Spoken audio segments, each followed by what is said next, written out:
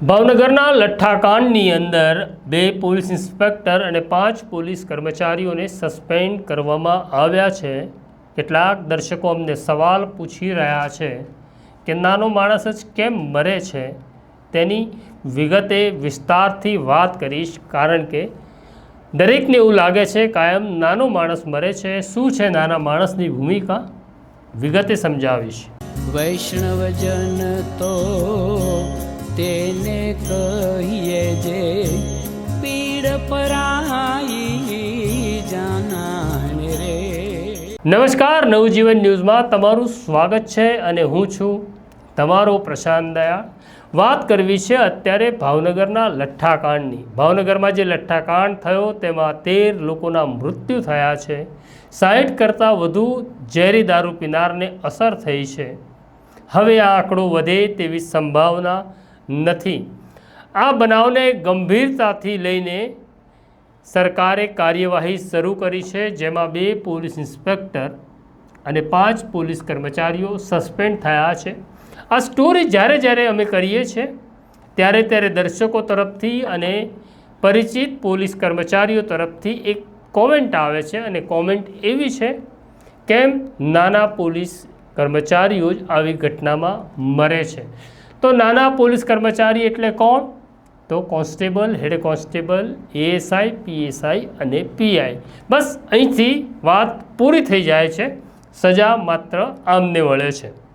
તો સવાલ નંબર 1, હવે કોન્સ્ટેબલથી લઈ પોલીસ ઇન્સ્પેક્ટર સુધી જેમને દંડવામાં આવ્યા એ યોગ્ય છે કે અયોગ્ય? કારણ કે તમારા મતે, કેટલાક મિત્રોના મતે આ નાના કર્મચારી છે। આમની ઉપર જે ન્યાયનો દંડ ઉગામવામાં આવ્યો એ મારા મતે યોગ્ય છે। કેમ યોગ્ય છે?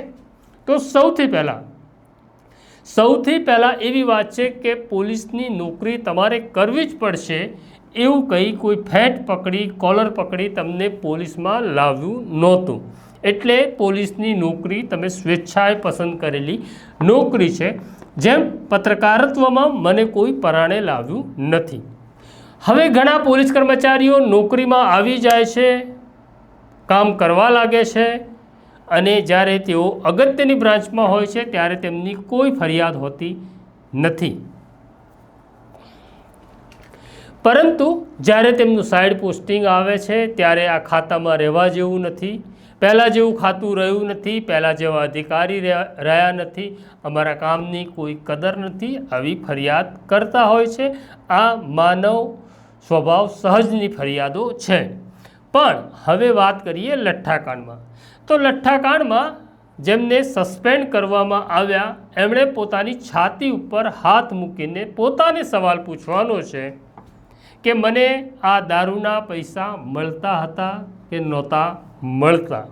જો દારૂના પૈસા મને મળતા હતા અને જો હું સસ્પેન્ડ થયો છું અને સસ્પેન્શન પછી પણ મારી સામે કોઈ કાર્યવાહી થાય તો જે મેં કર્યું છે તે જ મારે ભોગવવાનું છે। એનો અર્થ એવો થયો કે અહીંયા પૈસા બધાને કમાવા છે, એ કોન્સ્ટેબલ હોય કે આઈપીએસ હોય, કેટલાક પ્રમાણિક અધિકારીઓ આમાંથી બાકાત છે, પણ જેમને પૈસા કમાવા છે અને જ્યારે આ પ્રકારની ઘટના ઘટે, સ્ટેટ મોનિટરિંગ સેલની રેડ પડે ત્યારે એવું કહેવામાં આવે કે બસ અમને જ દંડવામાં આવે છે, મોટા સાહેબને કેમ નહીં? તો હવે આ હપ્તાનું રેકેટ પણ આપણે પહેલાં સમજી લઈએ। તો સૌથી પહેલાં કોઈ પણ દારૂ જુગારની પ્રવૃત્તિ ગુજરાતમાં ચાલતી હોય તો 99% કિસ્સામાં, 99% શબ્દ હું વાપરું છું, 99% કિસ્સામાં એ પોલીસની મંજૂરીથી ચાલે છે। આના માટે કોઈ કાગળ કરવાના હોતા નથી, પરંતુ દરેક પોલીસ સ્ટેશનમાં આ પ્રકારનો એક માણસ હોય છે, જેને ગુજરાતની અંદર આપણે વહીવટદાર કહીએ છીએ, દક્ષિણ ગુજરાતમાં તેને કેશિયર તરીકે ઓળખવામાં આવે છે। કેટલાક કિસ્સામાં પોલીસ ઇન્સ્પેક્ટર સીધો વ્યવહાર પણ કરતા હોય છે। આમ મંજૂરીથી ચાલતા દારૂ જુગારના પૈસા તમને મળે છે, તમારે જોખમ લેવાનું છે, સસ્પેન્ડ તમે થવાના છો એ નક્કી છે।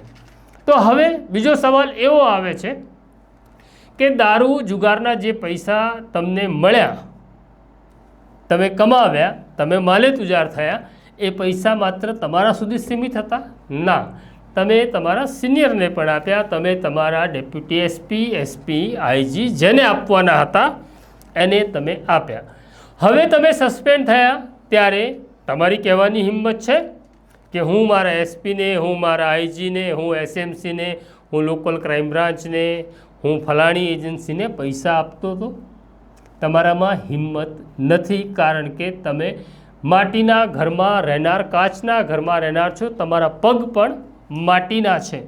એટલે તમારામાં હિંમત નથી કે મારા એસપી હપ્તો લેતા હતા, મારા એસપીના કહેવાથી મેં અડ્ડો ચલાવ્યો છે, એવું તમે કહી શકતા નથી. કેટલાક કિસ્સામાં મંત્રી અને ધારાસભ્યો પણ સૂચના આપતા હોય છે અડ્ડા ચાલવા દો. કેટલાક કિસ્સામાં મંત્રી અને ધારાસભ્યો પોસ્ટિંગ કરાવતા હોય છે એલસીબી, ક્રાઇમ બ્રાન્ચમાં. ઘણી વખત એવું પણ બનતું હોય છે કે એસપીનું કોઈ ચાલતું નથી, કારણ કે એસપીને ડર લાગે છે મંત્રી અને ધારાસભ્ય નારાજ થશે તો મારી બદલી થશે કોઈ બ્રાન્ચમાં, સીઆઈડી ક્રાઇમમાં, કે પછી એવી જગ્યાએ કે જ્યાં ચાના કપ માટે પણ મારે ખિસ્સામાં હાથ નાખવો પડશે.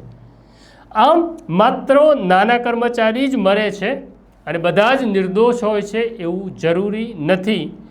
અને જો તમારે પૈસા નથી કમાવા, હવે મૂળ વાત, તમારે પૈસા નથી કમાવા, તમારે જોખમ નથી લેવું, તો તમારે ઘણી બધી જગ્યાઓ એવી છે કે તમે પોતે બદલી કરાવી શકો. જ્યાં જવા કોઈ તૈયાર નથી, તમારી તરત બદલી થાય. ઉદાહરણ રૂપે તમે કહી દો કે મને સમન્સ ડ્યુટી આપો, તમે કહી દો કે મને કોર્ટ ડ્યુટી આપો, તમે મને કહી દો કે રાઇટર હેડની ડ્યુટી આપો, કહી દો કે મને કંટ્રોલ રૂમમાં મૂકો, કહી દો મને હેડક્વાર્ટરમાં મૂકો. એવું તો કરવું નથી. પૈસા કમાવા છે અને પૈસા કમાવ્યા પછી જ્યારે સસ્પેન્ડ થઈએ ત્યારે કહેવાનું કે બસ નાના માણસને જ મારવાનો. તમારું શું કહેવું છે? આ કેટલું સત્ય છે કે માત્ર નાનો માણસ જ મરે છે, મોટા મરતા નથી, મોટા બચી જાય છે? એના માટે જવાબદાર કોણ? હું, તમે, કે પેલો નાનો માણસ જે બોલતો નથી, પૈસા લે પણ છે અને પૈસા ઉપર આપે પણ છે? ઉપર એટલે ભગવાન નહીં પાછા. તો આ અંગે તમારે શું કહેવું છે કોમેન્ટ બોક્સમાં લખજો. અમારી સાથે વાત કરતા રહેજો અને બેલ આઇકોન તો દબાવવો જ પડશે, તો જ અમારા નંબર વધશે. તો રજા લઉં અત્યારે. જય હિન્દ, જય ભારત.